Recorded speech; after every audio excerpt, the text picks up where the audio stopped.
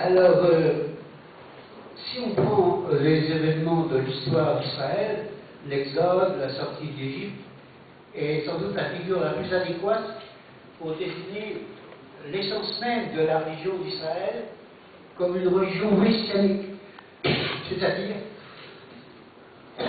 une marche libératrice à la suite de Dieu lui-même. Mais je voudrais insister sur le fait que on ne comprendrait pas le rapport entre parole de Dieu et écriture dans le cas du judaïsme, c'est si on oubliait que la Torah, ça vise à la fois l'écriture, mais ça vise aussi le commentaire de cette écriture, c'est-à-dire la tradition. Autrement dit, il y a une Torah écrite et une Torah orale. Et il faut attendre la destruction du temple en 70 après Jésus-Christ pour voir l'émergence de ce qu'on appelle le judaïsme rabbinique, qui n'est plus le judaïsme du temple, mais le judaïsme de la synagogue, pour que le mot Torah désigne inséparablement la loi écrite, la Torah écrite, et aussi la Torah orale, c'est-à-dire le commentaire vivant, la tradition vivante qui commente l'écriture. Autrement dit, et c'est très intéressant pour nous chrétiens, la parole de Dieu n'est vivante que dans cette dialectique entre l'écriture et une tradition interprétative qui est mesurée par des situations historiques toujours nouvelles.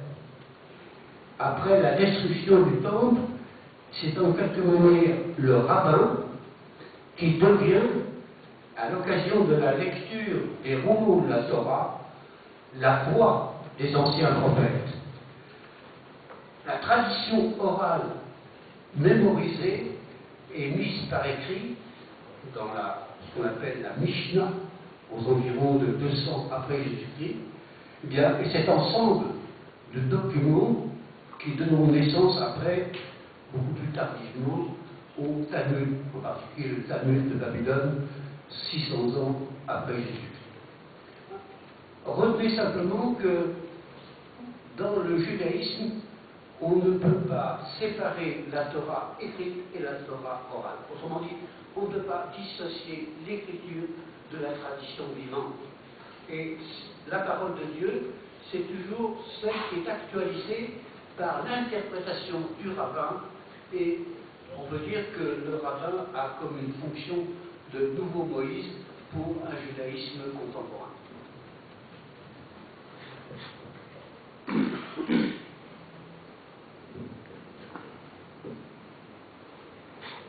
Todos os eventos da história de Israel, o êxodo, a saída do Egito, compõem aí uma religião messiânica de marcha reveladora. Existe uma relação entre a palavra de Deus e a Escritura. E no caso do judaísmo, não podemos nos esquecer que a Torá ela é a Escritura, mas também é o comentário sobre ela. Então existe uma Torá escrita e uma Torá oral. Torá é masculino ou feminino? É feminino mesmo, é a Torá, tá certo. Ele fala então do surgimento do judaísmo rabínico, do judaísmo da sinagoga. Então aí a palavra Torá passa a designar também uma tradição viva, a dialética entre a escritura e a tradição interpretativa mediada por situações históricas sempre novas. Entra aí a figura do rabino, que se torna a voz dos antigos profetas. É uma tradição oral memorizada, que torna-se aí um conjunto de documentos que vão compor o Talmud, 600 anos depois de Jesus Cristo, né? Ele fala que não podemos dissociar a escritura da tradição viva. Então a palavra de Deus tem sempre que estar atualizada pela interpretação do rabino, que teria aí a função de novo Moisés para o judaísmo contemporâneo. É isso. J'aborde maintenant le cas du christianisme, donc le rapport structurant entre texte et parole de Dieu dans le christianisme.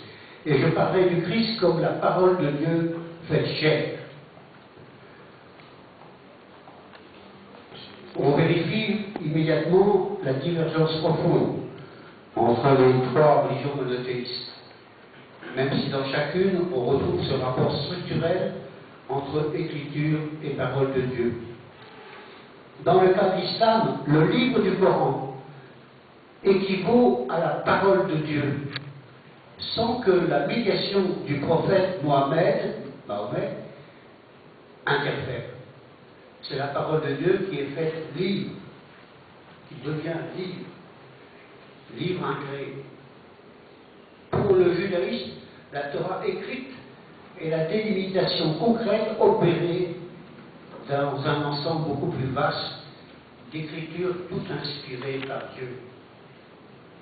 Et l'écriture renvoie à une communauté interprétante. Et des deux, l'écriture et la communauté, procèdent d'une élection et d'une inspiration. En christianisme, le livre de la Bible chrétienne, Ancien et Nouveau Testament, ne se clôt pas sur lui-même. Il renvoie nécessairement à celui qui en est comme le signataire et le référent ultime, Jésus-Christ, révélation personnelle de Dieu. Et la nouveauté chrétienne réside dans ce que les deux pôles historiques, le livre et le peuple de Dieu, renvoient à un troisième pôle, absent et pourtant présent, le Christ ressuscité, toujours vivant, et qui ontologiquement est premier, qui fait éclater une conception purement linéaire de l'histoire. Et l'équivalent du Coran, ce n'est pas la Bible chrétienne, c'est Jésus-Christ lui-même, la parole de Dieu faite chair. Donc je m'excuse un peu.